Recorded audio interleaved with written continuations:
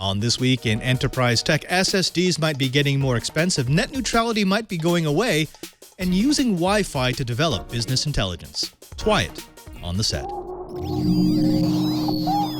Netcasts you love. From people you trust. This is Twit. Bandwidth for This Week in Enterprise Tech is provided by CacheFly at CacheFly.com.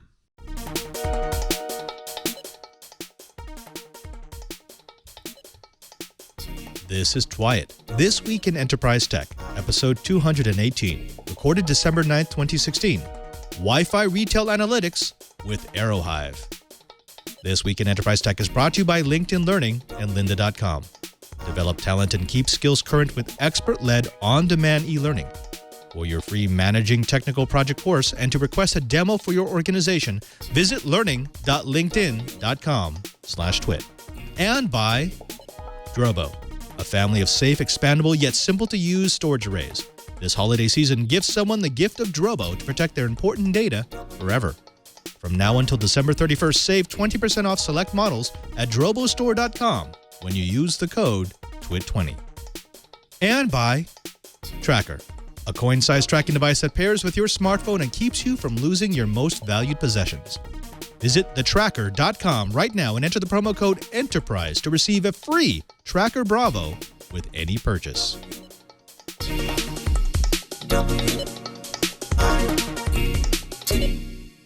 Welcome to Twiat, This Week in Enterprise Tech. It's the show dedicated to the enterprise professional, the IT pro, and the geek who just wants to know how the world is connected. I'm your host, Father Robert Balazer, the digital Jesuit, your guide to all things in the enterprise.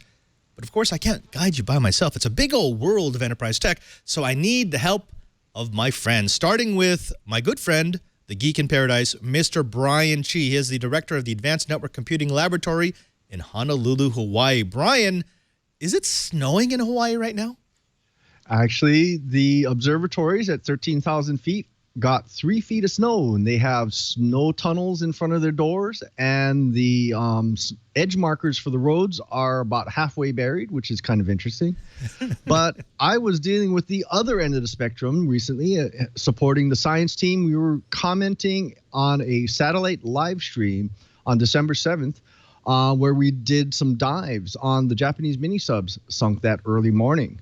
So I was up at 2:30 a.m. Hawaii time, and I don't think the bags have gone away from my eyes yet. There you have it, folks. There ain't no telescope high enough. There ain't no live stream low enough to keep Chibert away from you. Also joining us is Kurt Franklin from the other coast. He fills out the representation of the United States here for This Week in Enterprise Tech. Mr. Franklin, you're doing the 8-bit thing today. What's going on here? Well, just kicking it old school. I think it's important to do that once in a while, get into a little bit of that nostalgic feel before the holidays. But aside from the mysterious de-resing here, life is good here in the swamp, staying busy, lots of new stuff going on, and hope to be able to share all that with the Twiat Riot in the coming weeks. Well, gentlemen, we've got a fun episode for the Twiat Riot. We're going to be having Matthew Guest. You may remember him from Aerohive. He is our Wi-Fi guru. He's the man who could tell us all. And this time, he wants to tell us how Wi-Fi is being used in retail analytics. But before we do that, as always, we got to start with the blips. Now, let me ask you a question. Do you like SSD, solid-state drives? Well, of course you do. Who doesn't like speed? SSDs are fast, durable, and increasingly affordable for larger and larger capacities. That is, they were until we hit the bottom of the supply cycle. Over the past few years, the market has been flooded by an excess of high-quality NAND parts from flash memory manufacturers, especially as they dump their inventories and transition to 3D NAND, which offers increased densities at lower prices. This glut of parts has aggressively pushed down the cost of SSDs, which in turn pushed more system manufacturers to include them in their products. Unfortunately, it looks as if the good times may be over for now. According to the China Times, NAND flash memory manufacturers like Samsung, Intel, Toshiba, Western Digital, Crucial, and Hynix have recently seen a considerable boost in their revenue. That boost comes from the fact that they've already transitioned to 3D NAND, so they can offer higher capacities at lower prices than their competitors. Their competitors are now scrambling to transition their manufacturing, but that takes time and a lot of money. During this transition, NAND part supplies are dropping which explains the revenue boost but also signals the end of the part glut that dropped prices in the first place.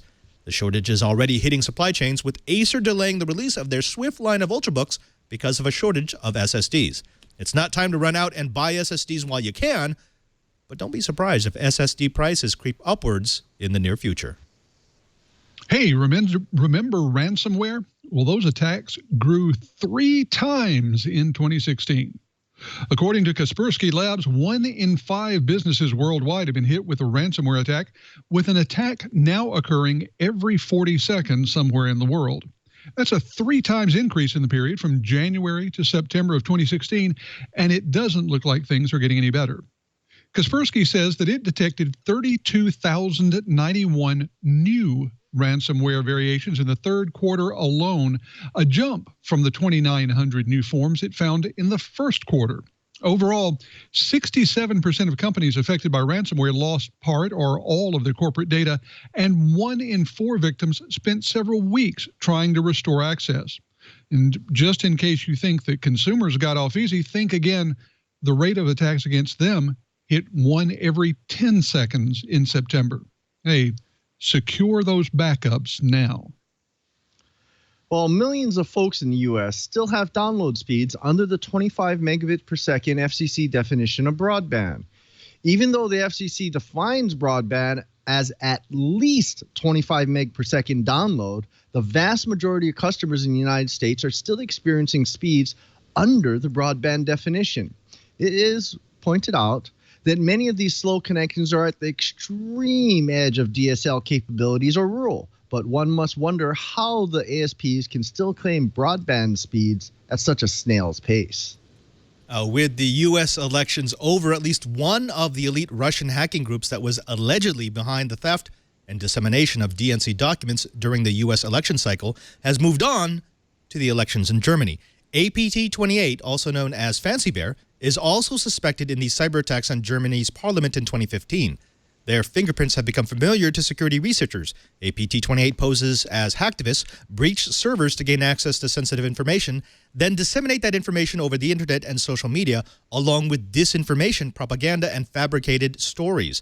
Specifically, Germany's domestic intelligence agency noted a significant increase in disinformation campaigns targeted at Russian-speaking Germans that look at the issues of immigration, political corruption, and military conspiracies. This new type of breach, focused on creating confusion and creating an environment in which fake news is difficult to filter, has several security think tanks scrambling to find a way to protect not just against network breaches, but disinformation campaigns that can as easily be aimed at corporations as politicians. At the moment, unfortunately, the cybersecurity policy of most countries involved has been to point fingers and assign blame rather than harden the breach-susceptible networks. Expect this type of attack to grow and eventually become an industry of its own. Hey, calm down, everybody. The command prompt is still alive at Microsoft. A report earlier this week got some Windows geeks in an uproar when it said that the familiar C prompt was going away along with the rest of the CMD shell in the latest version of Windows. Following something of an uproar, Microsoft has made it clear that the command shell isn't going away. It just isn't the default anymore. Instead, PowerShell is becoming the default CLI, but users can go into settings and specify whether command, PowerShell, or even Bash will pop up through the Win+X Power User menu or through the Start menu. Now, there's no question that PowerShell does a lot more than command, but if your fingers have their own memories of the command commands, you can put off retraining them for just a few more years. Still, if you're in that situation, you should probably figure out something to replace WordStar. Maybe, I don't know, something developed in this millennium? Advance to Amazon Go and buy your groceries without checkout lines. What a great service. Check into the store with your Amazon account, grab stuff, and just walk out. Is this the future of retail? This would be amazing for college campuses and any kind of grab-and-go type store. Maybe even what we would see someday for quickie stores at gas stations. Now, any mobile professional knows the spottiness of connectivity while traveling. Yes, you can usually find an open hotspot at a coffee shop or airport, and your phone probably has a tether function, but Microsoft is betting that business travelers will want something a bit more convenient.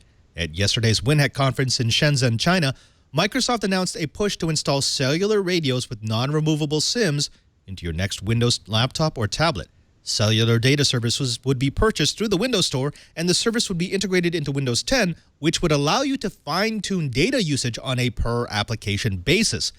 It's actually a good idea, but Redmond was very light on details. Specifically, how much will data plans cost? What carriers have partnered to sell through the Windows Store? What hardware vendors have agreed to install a non-removable SIM? What costs will this add to new devices? Will the new Microsoft SIM be locked to the first chosen carrier, much like the Apple SIM? We'll have to wait and see, but this could either be an incredibly useful tool to mobile professionals or a laughable alternative to standalone hotspots and USB dongles. That does it for the blips. Next up, we've got the bites, and we've got some juicy news to dive into. But before we get there, let's go ahead and take a moment to thank a sponsor of our Twiat Riot. Now, folks, we are professionals. This is what we do. We love technology. We love IT. We love staying at the top of our game, but sometimes you need help. Sometimes you need a source, a repository of information that you can dive into to help get those bits of reference that you might need for this job or that project or the education you need to keep your team at its highest level of potential success. That's why we're so happy to have LinkedIn Learning as a sponsor of the Twiat Riot. Now, LinkedIn Learning is offering a free course called Managing Technical Projects led by project management expert Bob McGannon. Technical projects have a unique set of needs and challenges. New technology must be researched, downtime must be kept to a minimum, and the organization must be helped to adapt in the change. In this course, McGannon discusses specific approaches to mitigate the risks and challenges common with technology projects. He presents specific challenges for you to explore, including possible conflicts with stakeholders and vendors. McGannon also reviews case studies to bring concepts to life. This is not just a sterile classroom environment. He wants to show you that these are real-world examples that you might actually see in your workplace. You can compare your solutions for these problems with McGannon's recommendations to see how your project management skills compare. Don't miss this great course and the more than 9,000 courses currently available at LinkedIn Learning. Team solutions are available for as low as $2,000 per year. LinkedIn Learning will identify the precise skills that your organization needs to achieve set goals and will create personalized recommendations using LinkedIn Network Intelligence. Their library offers a wide range of business, creative, and technology courses taught by world-class industry experts, and they allow you to learn anytime, anywhere, on any device, online and off. Their bite-sized videos provide immediate problem-solving and are perfect to help you learn and your team learn how to close a skills gap without interrupting your latest project. If you want to be successful, if you want to stay at the top of your game, if you want to make sure that your project management capabilities are where they should be, then you owe it to yourself to try LinkedIn Learning. Get your free Managing Technical Projects course and request a demo for your organization today by visiting learning.linkedin.com/twit. That's learning.linkedin.com/twit. We thank LinkedIn Learning for their support of This Week in Enterprise Tech. Brian, Curtis, we have to talk a little bit about something that, well, it's come back again and again and again and again. It's our good friend, net neutrality. It wasn't settled, and it was settled, and it wasn't settled, and it was settled, and now it seems like we're backpedaling into not settled. Now, the two Republican members of the FCC, that's the Federal Communications Commission, have criticized the FCC for investigating AT&T and Verizon in a net neutrality case that centers on data cap exemptions based on zero rating. Any action taken now will be overturned under President Donald Trump. That's what they promised, which means that the FCC has, in a sense, become a lame duck. Now, Chairman Tom Wheeler launched yet another broadside against free data for consumers, notwithstanding the objection of Republican commissioners. The Republican commissioner, Ajit Pai, said on Friday that this end run around Congress's clear instruction is sad and pointless. For any unilateral action taken by the Wireless Telecommunications Bureau at the chairman's direction in the next days can be quickly undone by the same bureau after January 20th, 2017. So the threat is clear. Do anything now, and we're going to get rid of it when we've got our new president. Cheever, let's not get too deep here. We've talked about zero rating. Specifically, we talked about zero rating with T-Mobile. T-Mobile had a service called Binged On, and I believe the phrase that we used back then was, well, if it's truly open, and if T-Mobile is not pushing its own services over other services, and if those providers who want to be free will pay just for the equipment to be inside of T-Mobile's colos, then it's fine. Zero rating's okay. So what makes it not okay for AT&T and Verizon to do the same thing? The whole deal is they're not opening their colos. That's the big bottom line on this. And that's why Tom Wheeler is smashing on them, and good for him. Remember how I predicted that if T-Mobile was going to be really and truly open, they were going to open it up to a porn service? Well, they certainly did. So that passes my litmus test for being open. AT&T and Verizon, you guys might want to consider reworking that a little bit, because it's not so open. Right. And I think what it's come down to for people like me who have been looking at this for a very, very long time is T-Mobile actually has an advantage here in that they're the smaller company. They have not vertically integrated like a Comcast or like a Verizon or like an AT&T that actually do own certain content entities. And so it can always be seen as if they're promoting their own content over other content by zero rating their own stuff. But there are other people who say, no, look, either zero rating is good for everyone or it's bad for everyone. You can't stop on a per vendor basis. You can't say it's okay for T-Mobile, it's not okay for Verizon, it's not okay for AT&T, it's not okay for Comcast. Curtis, where do you stand here? I mean, because it sounds as if some companies are being penalized for evolving themselves into the future of communications and content. Well, I think the real question is where you come down on the whole issue of vertical monopolies that were the source of the trust busting that went on over 100 years ago during the Theodore Roosevelt administration. If you think that vertical integration doesn't matter, that, as you say, the companies are evolving themselves, then the point that you make is quite right. Either it's good for everyone or it's bad for everyone. Take your pick. You can make an argument in either way.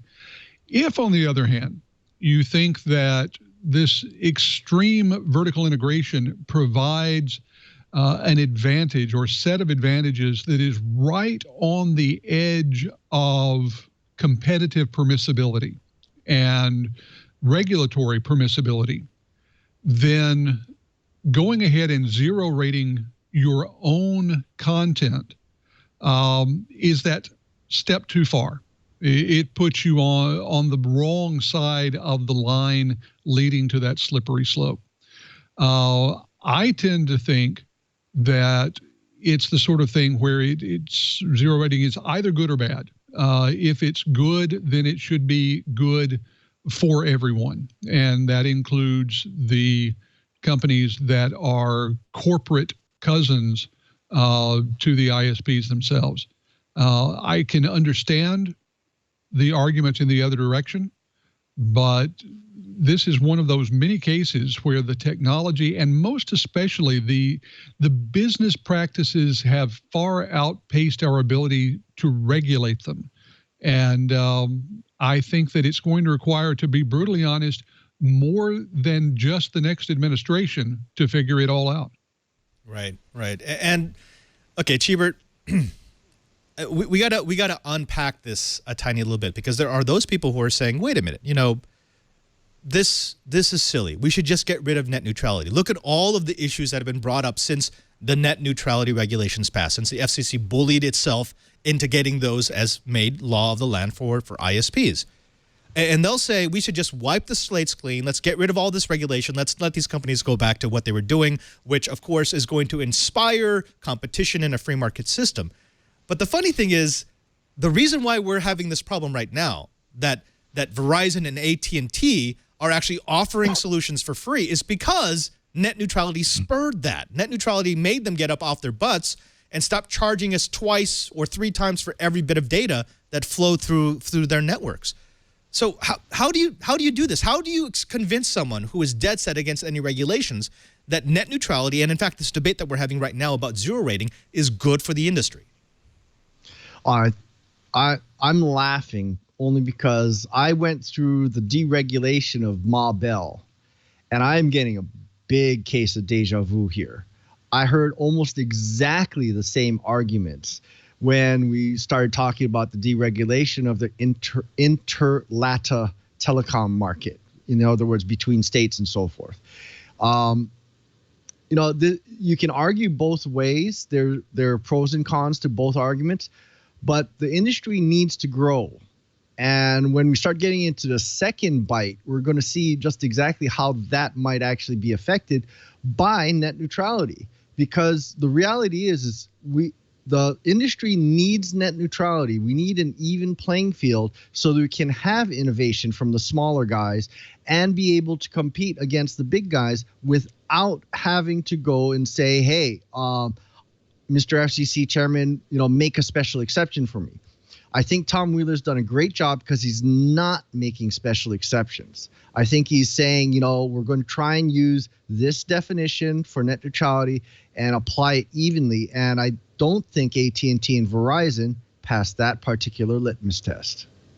Now, Curtis, we've got Zephyr in the chat room who's saying, well, Ma Bell was a monopoly. It's kind of different. Although you could argue that right now the ISPs have a functional monopoly because it's almost impossible for a new player to get into the game. Even a player like Sonic, which is a sponsor of the Twit TV network, they're in California and they have to fight for every house they want to run to because it's such a hassle to try to get access to the polls. At least it was before the FCC changed those rules. But let me ask you basically the same question I asked Achibert. How do you convince someone of the value of net neutrality? Because the whole idea, as Achibert explained it, was that net neutrality was supposed to let the little guy compete with the big guys. Have we seen that in the year plus in which the net neutrality regulations have existed? Have there been the emergence of new players, or are we talking about something theoretical that's never going to be practical? I think that what we've seen is the benefit, but it's been very unevenly distributed. There have been places where it's worked very well. There have been places where you can't tell the difference. There's been absolutely no change in the past year and a half. And that's one of the reasons why there's such uneven backing for the regulations. There are those who have seen benefit from them. They and their legislators tend to be fans of net neutrality. Then again, there are those who have seen no benefit whatsoever. And from their standpoint, all you see is another layer of regulation from the big bad government with no benefit to the consumer whatsoever. I think that that's one of the reasons why it's going to take even longer to settle things out, because we have to wait for the effects and most especially the benefits to be far more evenly distributed before we know whether there's going to be large-scale support for net neutrality or not. Right. And again, this is just something that's going to require constant vigilance. This is why when the FCC passed the net neutrality regulations, they took great pains to say, look, this is not a hammer. This is a surgical tool. We need the discretion to use it when necessary and to not enforce it when it doesn't apply. And that's why they're going after AT&T and Verizon and not T-Mobile, because they see T-Mobile as doing something that is both consumer-friendly and company-friendly. If you are willing to pay to get your equipment in their colo and pay for the data that you use, you can get a 0 rating. Versus, and I acknowledge that this is a very fine line, but what AT&T and Verizon are doing is saying, you pay us for the service to 0 rate you, and we'll put you on our network. It sounds the same. It might functionally be the same, but because you're approaching it differently, the FCC has decided to go after 2 and not after 1. Go figure. Gentlemen, we'll be back to net neutrality, I'm sure, in the coming weeks, but let's go ahead and move on because, well, Chibert alluded to the story, and I just find it kind of fun. Moore's Law is about to die a screaming death, with predictions that computers will require more energy than the world can produce by 2040. Looking at our current growth of consumption and our demand for more processing power at all times, we're just going to outpace the amount of electricity that we produce. Now, scientists have predicted that unless we make radical improvements in the way that we design computer systems, by 2040, computer chips that will be in function will need more electricity than what we produce globally every year. The projection could mean that our ability to keep pace with Moore's Law, and remember, that's that idea that the number of transistors in an integrated circuit will double approximately every 2 years. Well, that law is about to slide out of our reach. We won't be able to do that. Chibert, Moore's Law wasn't ever a hard and fast law. It's basically this idea that we're always going to be increasing our computer capabilities because we're always increasing our demand for computer capabilities. But is this? I mean, it almost sounds like a doom and gloom scenario that's not going to come to pass because we're always increasing efficiencies. I mean, a chip from 3 years ago used twice as much power and had a tenth as much computational ability. So by 2040, doesn't it just mean that we have more efficient supercomputers?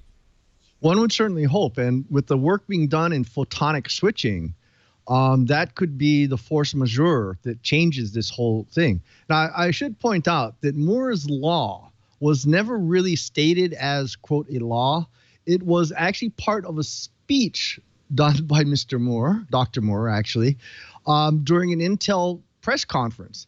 And the press picked it up as Moore's law. So put that a little bit in perspective, but it still applies. You know, it still works. It's worked over many, many years, several decades. But yeah, I totally agree. We're hopefully going to see some big changes in the way chips are manufactured. You know, already we're going through, three-dimensional instead of two-dimensional layouts. But those are actually increasing the amount of interconnect between the cells. So like we all alluded, we're going to need a force majeure. We're going to need some big change in the way chips are designed or chips are laid out to get past this doom and gloom prediction. And already, data centers are some of the largest power users in any city. So it's got some merit. Yeah, if you look at the Midwest states, the Bible Belt states that have data centers, either at the NSA one in Utah or Google's got several and Amazon's got several. In those states, that single campus, that single data center place uses more power than the rest of the state combined. So I mean, this is not just a willy-nilly prediction. This is looking at what we're looking at right now, which is we're always going to be growing our demand for storage. We're always going to be growing our demand for speed, and that's going to require power, a lot of power. Curtis, when we look at this, let's take it down to more of a micro level because we've been looking macro, looking global, looking worldwide. Let's take this on the view of the individual enterprise because power consumption has become a serious problem at the enterprise. Just like we've been growing more and more of a demand for global data, every enterprise is storing more, they're processing more, and they're requiring more in-house capabilities. Does this 2040 prediction change the way that a CIO, a CTO talks to his CEO about where they need to grow their IT capabilities? Well, I think a prediction like this, and especially the growth in power consumption, does absolutely nothing to slow the spread of the cloud. Face it, when you're looking at, as you said, those power requirements, if you can tell your CEO, hey, let's take half of our multi-$100,000 a month power bill and let somebody else pick it up, that becomes a fairly compelling argument. The thing that is going to be important, though, is that, as Brian said, we've seen technology changes to get us over these humps in the past. It seems like every couple of years for the last decade or more, we've had some dire prediction that Moore's law was coming to an end, that something was happening that meant that we simply couldn't keep going the way we are.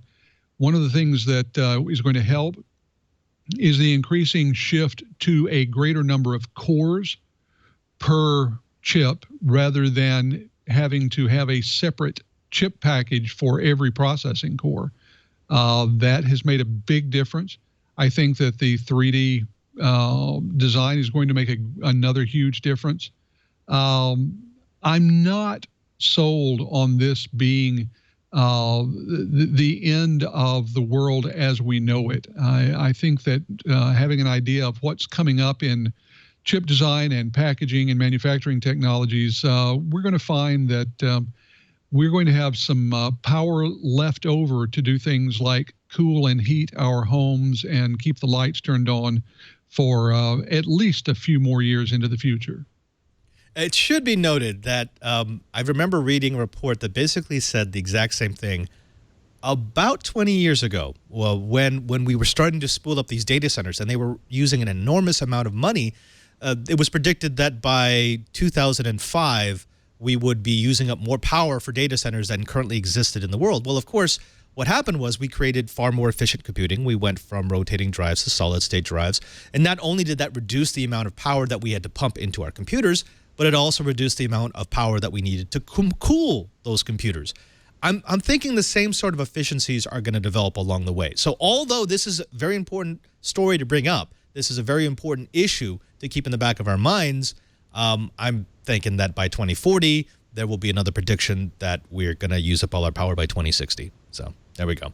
Gentlemen, that does it for the bites. Next up, you know, we always love ourselves a little bit of Wi-Fi here. I mean, we're Twight. Why wouldn't we love connectivity? So we've brought our wireless guru back into the studio to tell us about how Wi-Fi is being used for retail analytics and business intelligence. But before we get there, I want to talk to you about something.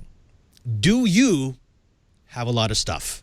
And by stuff, I mean digital stuff. Do you have a lot of pictures? Do you have a lot of videos? Do you have a lot of music? Do you have digital memories that you need to absolutely save? Well, of course you do, because you're watching the show, because you're part of the Twight, right? Because you're part of the Twit Army. The question is, are you doing what you need to do to make sure that those digital experiences, those digital memories, those digital pieces of property stay safe? Well, folks, I want to help you do that with the Drobo. You see, Drobo is a storage system that will keep your data safe forever. Drobo invented a technology called Beyond RAID that lets you instantly expand your capacity by adding a drive or replacing a drive with a larger one. No tools needed, and you don't even have to power it down. The Drobo product family offers devices with 5, 8, or even 12 hard drive bays. Different models allow you to connect your computer using USB 3, USB-C, Thunderbolt 1, Thunderbolt 2, or you can even connect over a network using Gigabit Ethernet. And they can all support a 64 terabyte volume size. Now, within minutes of setting up your Drobo, you'll be able to back up your impossible-to-replace family photos and videos, organize your library of digital photography, store and stream your music, videos, and photos to a home media system, and serve multiple computers simultaneously, both Mac and PC. We've been using Drobo here since day one. Leo had it way back in the cottage. That was 2 studios ago. And he recognized then that sometimes it wasn't all about the specs. It wasn't all about the promise. It was all about the mission. What do you need to do? And that's why Drobo built their platform to accomplish exactly that. Sometimes you want to be locally connected. Sometimes you need different connectivity options. Sometimes you want to be connected over the network for accessibility. Well, Drobo can do it all. And right now, through December 31st, Drobo is offering Twit listeners the very best deal of the year. You can save 20% or more. That's $100 to $800 off the purchase of a Drobo 5N, a network-attached system, or the Drobo 5D or 5DT, that's the Thunderbolt and the USB 3 version, or any of the 8 or 12 bay unit network systems. To take advantage of this incredible deal, purchase your Drobo at drobostore.com. That's drobostore.com, and enter the code TWIT20 at checkout. Drobo, keep your data safe. And we thank Drobo for their support of This Week in Enterprise Tech. We welcome back to the store Mr. Matthew Guest. He is he's one of our Wi-Fi gurus over at Aerohive. Matthew, thank you very much for coming back. Well, you're welcome. And it was very funny hearing Brian talk about snow earlier, because earlier this week I was up in Aerohive's Portland office. And let's just say that they don't deal with snow removal as well as my hometown of Chicago. So yes, took a little bit of work and rebooking a flight, but I made it here, and I'm glad to be here. Oh, we're glad to have you here. I lived in D.C., and over there, half an inch of snow shut the city down. So I sympathize with you. Now, it's been a while since we've had you on, maybe a year, back in the old studio, back in the brick house. We had you on specifically speaking about the new generation of 802.11 AC devices, and you laid it out for us. You told us exactly what it meant, what was the speed increase, what was the functionality increase. But now you're going to help us with something that's a bit, deeper dive, specifically the intelligence that I can get off of a properly configured retail-oriented Wi-Fi system. Tell me at first, before we get into any of that, to help the people at home, what is Aerohive and what do you do there? Well, Aerohive is a software-oriented network equipment vendor. And so we make a complete line of Wi-Fi access points and switches and remote branch routers, all managed through a cloud infrastructure. And we also collect data off the operation of your network and many third parties are using that to build applications on top of our platform. All right, let's talk about this, because this is one of the real strengths of Aerohive. Because you're cloud-based, you have a natural advantage in any effort to use connectivity data, the logs coming off of the equipment, to build business intelligence. And specifically, when we're talking about retail, this is something that has been attempted for at least 3 years. We've covered it for 3 years on This Week in Enterprise Tech. This idea of, if you know what the customer is looking at, if you know where they're lingering in a retail environment, then you have much better business intelligence and the ability to actually do in real world, real time CRM. How do I do that with Wi-Fi? Well, and you're exactly right about the motivation, that what we're doing right now is we're enabling any retailer to have the level of intelligence that their online brethren have had for a long time. So what is it that you're looking at? Have you come into to look at a particular thing? Are you just browsing? What's the right way to even lay out the store? Or you can take it a step farther and say, not an individual retailer, but you can even look at a mall. And the way that this works is that we all carry devices that are electronic footprints, basically. So I have my phone. Today I only have one, so I feel like I'm a little underdressed for Twilight. And as part of what that phone does, it's always looking for a Wi-Fi network. And that would be the case even if it weren't my phone. I'd like to think my phone looks a little bit harder because of who I am. And through that, it's possible to understand where I am and how I'm moving through space. So obviously, of course, there's a great deal of application for this in retail. It's also interesting anytime you want to help people navigate physical space in general. So this is useful when you talk about going to airports and train stations. It's useful when you want to talk about how to organize any sort of space where people gather. And that's been interesting, as I said, even in malls, because in many malls you have smaller shops. And the flow of traffic through a shop may not be as interesting because it is relatively contained, but where is it that people tend to go in the mall? Can you see what traffic flows look like? What are the prime spots to have? And in fact, we have some customers who are interested in using that data as part of the process of understanding what they should be doing as far as pricing space within the mall. We know this spot is very good because a lot of people tend to walk by it. Now, I remember the first time I saw something like this in action was at a Interop in New York. And it was the Xeris guys who had, those flying saucer arrays. They had them all over the Javits Center. And one of the guys had just whipped up a quick application, and he showed us a heat map. And he could show us where people were congregating within the Javits Center. And it was actually very accurate. I mean, you could tell which hallways had people, especially once you overlaid it on top of an actual map of the floor plan of the Javits Center. But let's back up even further, because you talked about a beacon. Let's talk about the actual tech. Let's deep dive in here. I'm walking through whatever mall. I've got my Android or my iOS phone. The Wi-Fi signal is on. It's not disabled, so it's actively looking for what's out there. What kind of digital fingerprints am I leaving behind? How would you identify me if you were running the Wi-Fi system?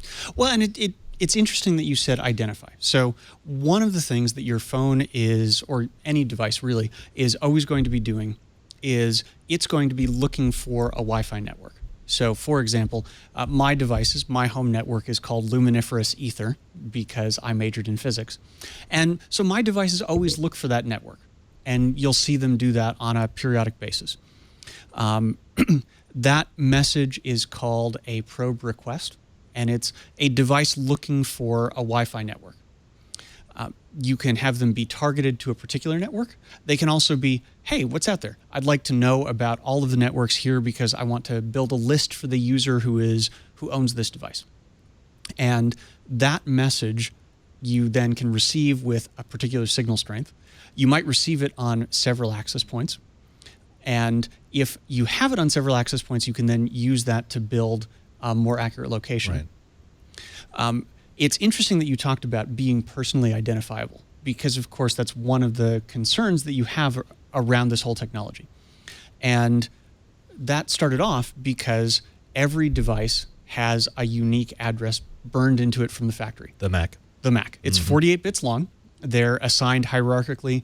They're kind of like a VIN number for your device. And so that could be turned into something that is personally identifiable because nobody else has that address.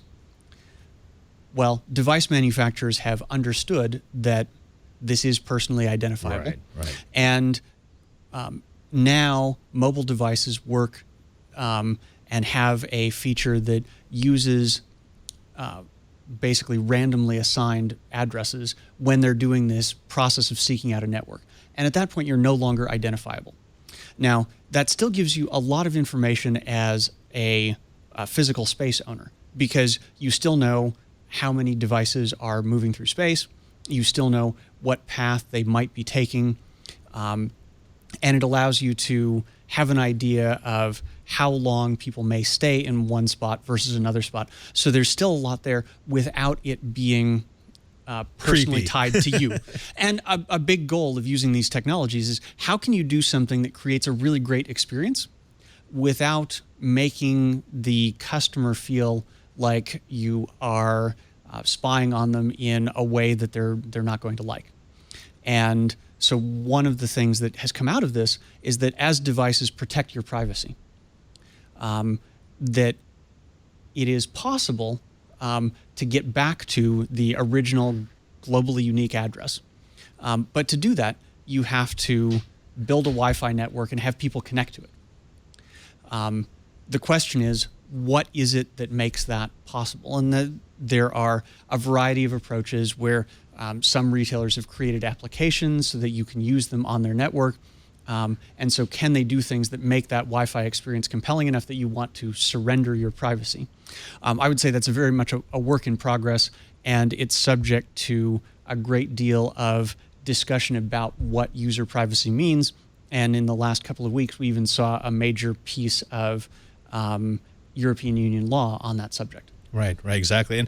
And we've got Emily Lestrange and others in our chat room who, as you were starting the initial discussion of what you could do with this, you could tell they're just sort of, wait, I don't know if I like this. And it's exactly what you're talking about, which is when it starts being personally identifiable, and of course your device can be personally identifiable, be it Wi-Fi, Bluetooth, or the cell radio, it has to give some unique information out. People freak out. People think that it's going to be used for nefarious things, even though what you're talking about is that the product design is we don't care about the individual, we care about attention. What is the group doing as an aggregate? And you did mention that you could eventually get back to that globally identifying piece of information that can look for a particular individual. There is no way to get rid of that, though, right? I mean, if you're using a modern mobile device, you're leaving uniquely identifying fingerprints everywhere you go, unless you turn the thing off. Well, and that we've seen a number of times when that's happened.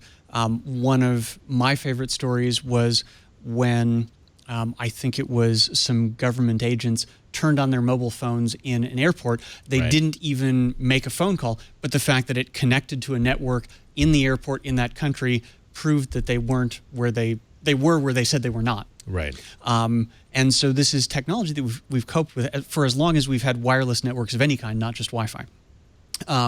And this is something that many companies have struggled with, that a lot of online retailers will send you an ad and say, hey, we noticed you left something in your shopping cart. Would free shipping help? Did you know that people who bought this also bought this other thing? And you can do that because you have the same digital footprints on a website. At what point does that become okay versus not okay? And there's been a lot of experimentation to find out where that line is. There's a great story in the Everything Store, the book about Amazon, where there are certain categories of products where when customers complained that they were getting advertisements to go buy what was in their cart, it became company policy that, yes, we'll try and get you to buy things, but only if they're not in these categories that might be personally embarrassing if your neighbor did. Exactly. We noticed that you were looking for 55 gallons of lube. It's like, no, I don't really want that showing up. Please keep that away from my personal information. You know what? I want to get into this. I really do, because I think it's important. I think our audience wants to hear about it. But I want to save it for the next segment because I want my co-hosts in on this. I think they'd love to get a word in edgewise on what we expect out of privacy and what the reasonable expectation of privacy might be. Because you know this, over the last decade, what we think is private has really, really changed. But let's jump back into the technology. Let's establish our foundation of technology. You're designing a system for, let's say it's a mall. It's an entire shopping area. It's all going to use Aerohive hardware. You're going to be able to get all the intelligence you want. It's going to be mapped specifically to the floor plan of the mall. As a manager of that mall, what kind of business intelligence can you give to me, and how will I use it to increase the profits of this mall that I run? So obviously, one of the things you get is much better understanding of how much traffic you have in the mall. And that can be useful to look at trends. There are some malls that try and run promotions. So I have never bought one of these, but there are mall-specific gift cards where rather than being a family of retailers, it is any store in this mall. I hate going to the mall, so it seems like a terrible idea to me, but I guess that just proves I'm a typical shopping man in America. So what it helps you do is how many people come to the mall, are promotions that I'm doing, can I correlate advertisements? So if I run an advertisement on the radio, does that drive traffic into the mall? Can I understand how to price within the mall a lot better? And so the first time I really understood this, I was looking for an apartment years ago, and every apartment in the complex had a slightly different price. So if you overlooked the pool, it was $10 a month more because it was better than overlooking the parking lot on the other end of the building. Now, for you as a mall owner, understanding how people come in, so which entrance do they use, which elevators do they use, how do they come in from parking, do they come up from an underground parking garage? Are there spots where they tend to linger because maybe if you have something that's across from the food court, there's more foot traffic there. Is that something that you can charge a higher price for? And being able to demonstrate that that is based in fact, so that as you have somebody come to you as the mall owner and say, I'd like to rent space for this store, you can lay out a portfolio of options and say, well, we found that this space is particularly good for these reasons, and so it costs a little more. That then allows your customers to make choices about how they would choose, which space they choose based on all these criteria. And they may say, we feel we can take the cheaper space and we can actually drive traffic to it because we're enough of a destination. Or if they're a smaller or one-off or regional chain, they can say, well, we really depend on being part of you as the destination. And so that allows them to optimize business decisions as well. It's the old saying, location, location, location, except now I've actually got analytics to prove it. I can say, look, this location gets far more people going past it because we can track all of these cell phones moving past. There was a case, I don't know if it involved Aerohive, but the Microsoft store in Las Vegas, the one down on the Strip, at the fashion mall, the one that looks like a flying saucer, they did a thing. They published a case study where they set up one of those like gaming pavilions. Just had a bunch of screens and a bunch of Xboxes that people could stop by and play. And the whole idea was, would that drive traffic into the store? They had it right in front of the store, and then they also did one where it was like 3 stores down. And what they found was that the one that was right in front of the store less often pushed the traffic into the store than the one that was three stalls down.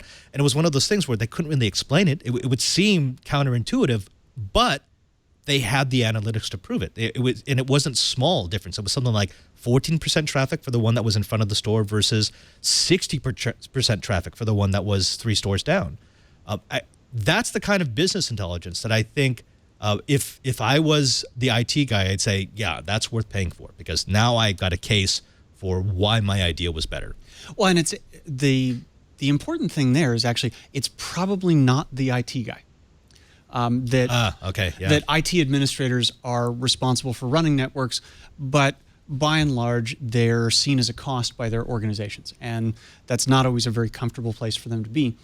What these technologies allow them to do is to go to the business side of the company, frequently the marketing organization, and say, would you like to know about how well some of these promotions work? maybe without devoting somebody Yeah. with a clicker to count everybody who comes in. So we can move to a model that is much more continuous testing of hypotheses of how our customers will react. You paid to have a guy at the front of the mall with a sign saying coming into your store. Do you want to know if that actually has any influence on the number of people who come into your store? And you can actually show them in real time what it's doing. Right. And That's nice. I like that. So what this technology really enables a lot of IT staff, so much of your traditional audience to do, is to become much more involved with the business and bringing new revenue in or identifying new initiatives, rather than it's like, you guys do all this computer stuff I don't understand, and you're always asking for so much money. Yeah, why is that? Stop it. All right, we're going to get back into it because we have to talk about privacy. Folks, I see it. I hear it in the chat room. You're screaming at me. I get it. We're going to talk about privacy. We're going to talk about reasonable expectations, and we're going to have my co-host back in to do it. But before we do that, let's go ahead and take another break, folks, to thank a company for sponsoring the Twilight Riot. Now, actually, let me bring Cheebert. Cheebert, come back here for a second. Have you ever had anything stolen from your lab? Yes, I have. Yeah, it's kind of frustrating, infuriating, and it feels a little violating, doesn't it? Just a little bit. Yeah. Well, about 2 weeks ago, one of my Jesuit brothers left the garage door open while we had an event on campus, so the main gate was open. Someone went into our storage area, found my gig bag with a bunch of Arduinos and some of the parts that I use to create projects for Know-How, and just left. And they managed to do it without being seen by any of the cameras on campus. Very, very annoying. But what was even more annoying was that after it happened and after I tweeted it out, one of my listeners wrote, well, didn't you have a tracker in it? And I slapped myself because Tracker has been sponsoring my shows for a year, and I didn't put one of these beautiful little tracking devices inside the bag. If I had done that, I would have known exactly where it was, exactly when it left, and I probably could have tracked down the person who decided to take my prototype USB killers. Folks, of course, I'm talking about the Tracker. It is the easiest, the best way to make sure that your smart devices don't do dumb things. Now, Tracker makes losing things a thing of the past, and if you listen long enough, I'm going to tell you how to get one for free. See, the Tracker Bravo locates misplaced keys, wallets, luggage, instruments, bicycles, electronic devices, even pets in seconds. It's a coin-sized device constructed with anodized aluminum for the thinnest, most durable tracking device ever. You can easily attach it to your item via a key loop or an adhesive, or you could just do it like what I've done with all my remaining gig bags, and I just slip one into a side pocket where you can't really feel it. Tracker is enabled by Bluetooth LE. That's low energy, so the battery lasts for up to 1 year. And unlike other tracking devices, when the battery finally does die, it's replaceable. I simply slide out a slot here and put one new one in. I'm fresh. I'm ready to go. You can add a laser engraved message to each Tracker Bravo, like return or pet information. And you can personalize trackers with a customized printed image, like they did for me with Know-How. What I love about Tracker is that you don't have to be in range. I mean, you can pair up to 10 devices to your phone, but let's say you go beyond range, beyond 100 feet. The Tracker actually will communicate with other Tracker users. As long as you're within 100 feet of any Tracker user, you'll get a ping that tells you the exact destination of your device, where it's going, where it is, where it can be found. Also, it does reverse tracking. If you lose your phone, you can press the little button on the back of the Tracker here, and it will send a signal to your phone to tell it to start ringing, even if your phone is on mute. I'm telling you, this is one of the smartest devices that you can get for any of your smart devices this holiday season. Just pair Tracker to your iOS or Android device, and you'll be able to find its precise location with a tap of a button. It's really that easy. And with over 3.5 million devices shipped, Tracker has the largest crowd GPS network in the world. So your lost item will show up on a map even if it's miles away. And when you lose your item, and you will, the Tracker app records its last known location on a map so you can go back and try to find it. Now, folks, if you're tired of losing your things, then go to thetracker.com and never lose your possessions again. Plus, just for our audience, if you enter the promo code ENTERPRISE, you'll get a free Tracker Bravo with your order. That's the Tracker, TheTracker.com, promo code Enterprise.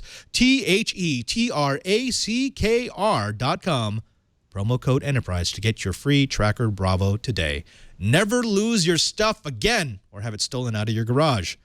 And we thank Tracker for their support of This Week in Enterprise Tech.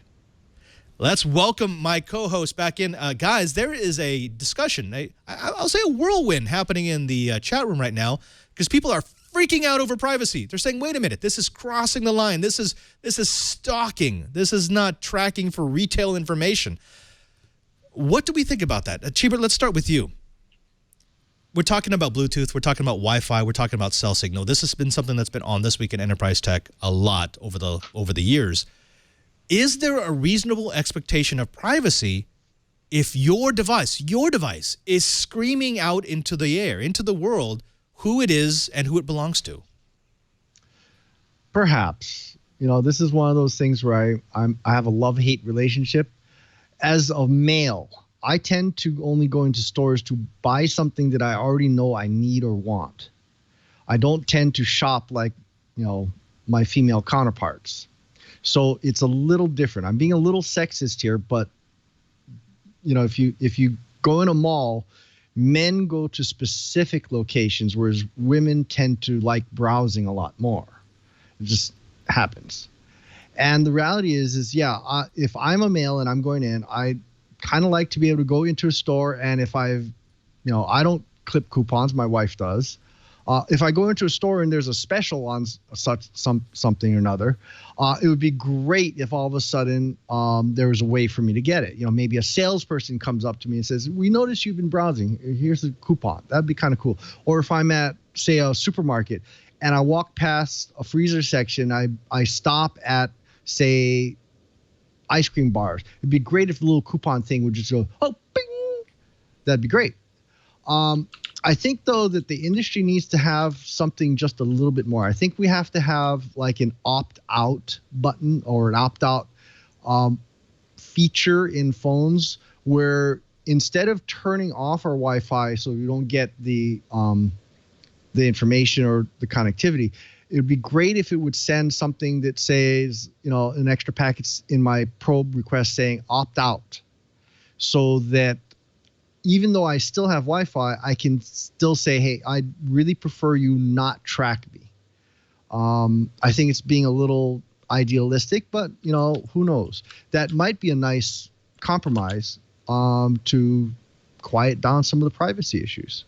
Matthew, what about that? Because, an opt-out switch or a flag inside of the beacon, it only works if the vendor is being honest. If you've got a dishonest vendor, they just ignore that and they take the private information anyways. Well, and I think that's why we've seen device manufacturers essentially create an opt-out. That because the MAC address was the universal identifier, by using something that is not burned in at the factory and can switch every minute in many cases, essentially it opts out by default. And one of the experiments that I did when I was trying to understand this a bit better is that I looked at the behavior of devices and found that about 70% of what I received was randomized. It couldn't be tied to any particular device. Oh, okay. Actually, I love that because that really does address the issue, which is, well, if you are seriously concerned that I am tracking an individual rather than a group, then you can have your device transmit garbage, useless information. Here's a differentiator. If the vendor was being dishonest and is actually trying to track individual and is actually trying to get information about a specific person or device/user, then that would throw them off. If the solution is like Aerohive's and it's really just trying to generate general business intelligence, then that randomization doesn't affect you at all. Right. And so going way back to what I talked about in the beginning, we've got two levels that we can do this. One is working at this bulk aggregate level of I want to understand what the crowd is doing. And there's Wi-Fi has been really much more advanced than other technologies in creating that baseline level of privacy with having randomized MAC addresses, and devices are now actually even being able to compete on how much they randomize and how much they protect privacy. That if you want to take it a step further and go to, I want to offer individual advertisements, say, Mr. Chi, you're standing in front of the ice cream, would you like a coupon? That does then require that somebody opt in by connecting to a network or by installing an app. And so there already is that kind of framework built in to begin with. Okay, and actually that's an even better way to do it. To say, as a user comes into a mall saying, look, install this app and you might get free stuff. And who doesn't like free stuff? Well, and more importantly, it puts it makes it clear that in return for free stuff, I am giving up something. Right. And so is that something that's worthwhile? Well, that's up to you. That I have decided that getting free travel benefits is worth letting banks know about pretty much every purchase I make. But that was a decision that I made because I know that's what they're doing with my credit card records. But we all know that people aren't willing to give up their privacy for free stuff. That's why no one uses Facebook or Google Plus or Twitter or YouTube or basically anything on the internet. Exactly. Okay. Curtis, let me go over to you because does this fly? Does this pass the Curtis Franklin smell test? If I can change the device so that the device is sending out randomized information, so I no longer have to trust the vendor who is generating the business intelligence. Does that satisfy privacy concerns? Because now it says, look, this is not an add-on that goes on top of Wi-Fi. I'm actually changing what I'm sending out in that beacon so that I can't be personally identified. Well, to me, from a technical perspective, yes. You say people have the option of altering their device or changing a setting on their device so they're sending out garbage. But let's remember that we're talking about the same user population that doesn't know how to change the default admin password on their home networking equipment. We're talking about the same user population that in many cases left the time display on their VCR blinking 12 o'clock for years. So realistically, I think that this is an issue. Oddly enough, I think where it would be much better is if the device manufacturers would allow their voice assistants to make the change. If you could, for example, on iOS, say, hey, Siri, please make it so that my device can't be tracked when I go into a mall. That would be wonderful. That's the sort of thing that would make a difference. But I think that the device settings is something that's going to mollify those of us who are more expert with the devices and have very little practical effect on the vast majority of users. You know, I do have a question, though. When we were talking earlier about the whole idea of randomization of user data, I'd like to dig into that a little bit more because there are a lot of users who don't trust the randomization. And so my question for our guest is, can you explain the kind of randomization that you're doing? And do you think that you can explain that in a way that property owners, retail property owners, could explain it to their customers and make them comfortable with the fact that they're not being individually tracked? Sure. So one of the things that it's actually not randomization of the data. It's something that individual devices are doing. So it's now built into operating systems like iOS and Android. And if you look at the trend over time, it's towards using less uniquely identifiable data. So it all goes back to this MAC address, this 48-bit identifier. That classically what we do is that every device has a unique 48 bits, and you can identify my particular iPhone. It has a particular sequence of bits. The first half of it says it's an Apple device. The last half of it corresponds to the particular device that I have. We talk about it as randomization of data, and it's really of the MAC address, that there's one bit in there, one bit out of the 48, that says this is either universal, meaning it is unique across space and time, or it's local, meaning the other 47 bits are completely random. And so that the implementation that's most common is that every minute when my phone is not already attached to a Wi-Fi network, it will pick a new MAC address that is completely random. And so therefore, it's not the quality of the random number generator. It looks to infrastructure as if you're changing your address every minute. And so you can't actually tell whether that's one device having changed the address it's using, or if it's two devices that just happen to be correlated closely. And so part of what we've needed to do for property owners is to say, well, we can still count devices, we can still look at how they flow through space, but because the device uses an address which is not guaranteed to be unique, we can't associate it with any particular person.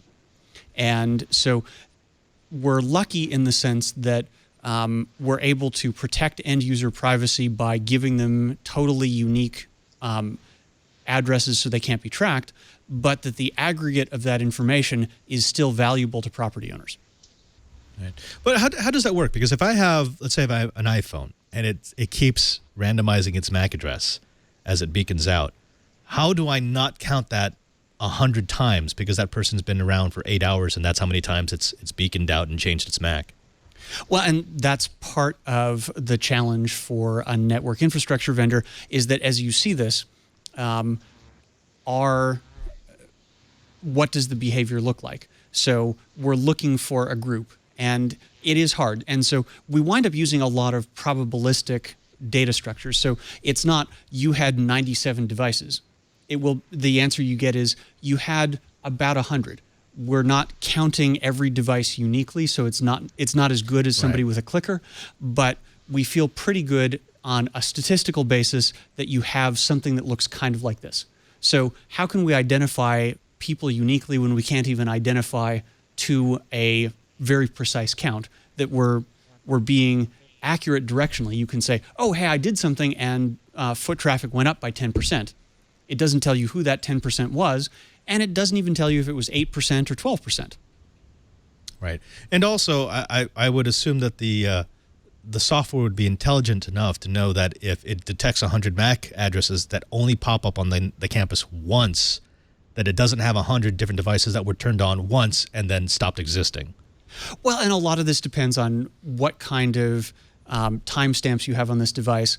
That I had a really fascinating conversation once with a university IT administrator in London who had a building on his campus that was next to one of the busiest bus routes in the entire city. And so therefore anybody sitting on a bus might send something that was received by his network just because it happened to be right outside several bus stops. And so this was not really data that was interesting to him because he's not trying to sell them anything. And he doesn't really care about who walks by on the sidewalk outside. So for him, it was a distraction. And being able to distinguish what's inside and outside is even sometimes an important thing. How many people decided to actually come into the mall or the store versus how many just passed by? Well, folks, I'm sorry, but you've done it again. You've used up another hour listening to the best dang enterprise podcast in the universe. That's according to 9 out of 10 iPhones that are beaconing with random MAC addresses. So it might actually just be one iPhone. Go figure. I want to thank everyone who made the show possible. Most of all, Matthew. Matthew, thank you again for coming up here to the new digs. So, yeah, congratulations. Always fun to be here. And I'm surprised by how much is the same given how different it looks outside. Oh, we worked hard into making at least, from the camera angles, things look the same. It's just everything else looks different. But, the knowledge that you drop on our audience every time you come is always great. They love the fact that you can talk about the minutia, about the actual tech, and then give us real-world examples. So thank you very much. Now, if they wanted to find out more about Aerohive, if they wanted to find out more about the business intelligence they could build with Aerohive, where should they go? Obviously, www.aerohive.com. There you go. Matthew Gass, he's the Director of Technology at Aerohive. He's my personal guru for all things Wi-Fi. Thank you again for joining us. You're welcome. Of course, we also have to thank, the guys who really make the show. If it wasn't for them, we wouldn't have This Week in Enterprise Tech.